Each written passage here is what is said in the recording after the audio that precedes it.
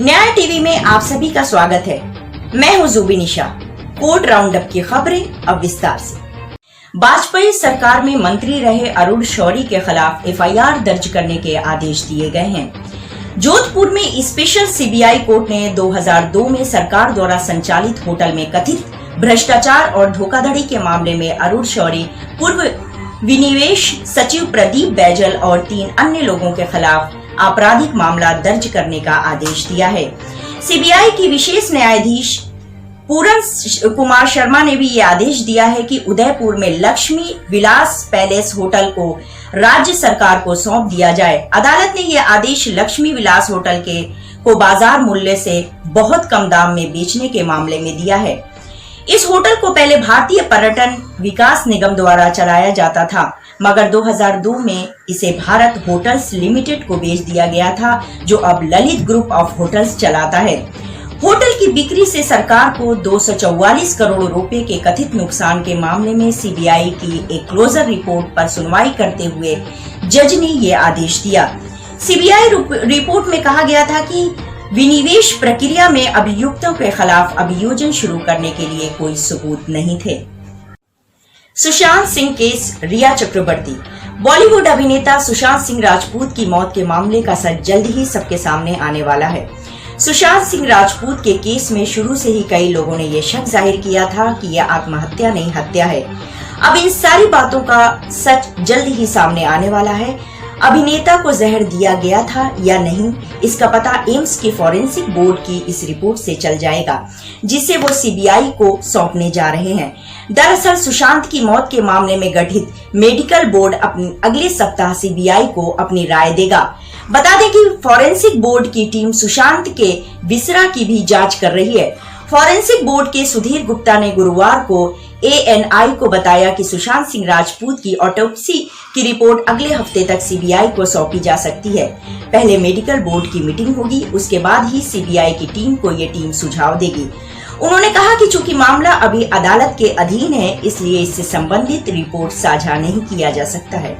सुशांत सिंह राजपूत मौत मामले में ड्रग्स एंगल की जांच के दौरान रिया चक्रवर्ती ने अभिनेत्री रकुल प्रीत सिंह का भी नाम लिया है। ड्रग्स मामले में मीडिया में नाम सामने आने के बाद रकुल प्रीत सिंह ने दिल्ली हाई कोर्ट का दरवाजा खटखटाया है, जिस पर आज सुनवाई हुई। उच्च न्यायालय ने अभिनेत्री रकुल प्रीत सिंह की उस याचिका पर केंद्र से जवाब मांगा, जिसमें उन्होंने रिया चक्रवर्ती ड्रग मामले में उन्हें जोड़ने वाले कार्यक्रमों को प्रसारण पर रोक लगाने की मांग की है। दिल्ली हाई कोर्ट ने केंद्र, प्रसार भारती और प्रेस परिषद से अभिनेत्री रकुल की याचिका को अभिवेदन मानते हुए जल्द फैसला लेने को कहा। साथ ही ये भी कहा गया कि उम्मीद है कि रिया चक्रवर्ती से जुड़े मामले में अभिनेत्री रकुल प्रीत सिंह से संबंधित खबरों में मीडिया संयम बरतेगा। बता दें कि रकुल प्रीत सिंह ने दिल्ली हाई कोर्ट में याचिका दायर की थी, जिसमें कहा गया था कि सूचना प्रसारण मंत्रालय को एक निर्देश जारी किया जाए, जिसमें उनका नाम लेने से मीडिया को रोका जाए।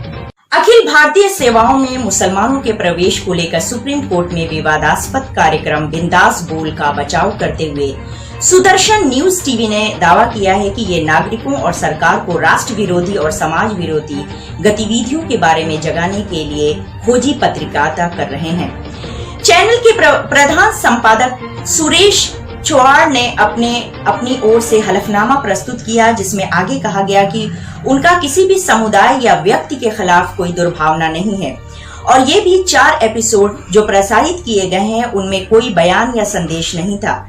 किसी विशेष समुदाय के सदस्यों को यूपीएससी में शामिल नहीं होना चाहिए, ऐसा नहीं था।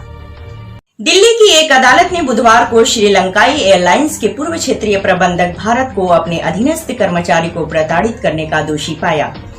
ललित डिसिल्वा के खिलाफ सजा का आदेश अभियोजन पक्ष के एकमात्र गवाही के आधार पर पारित किया गया था। अदालत ने यह आदेश यह देखने के बाद दिया कि एयरलाइंस में सेल्स एग्जीक्यूटिव की गवाही पूरी तरीके से सुसंगत थी।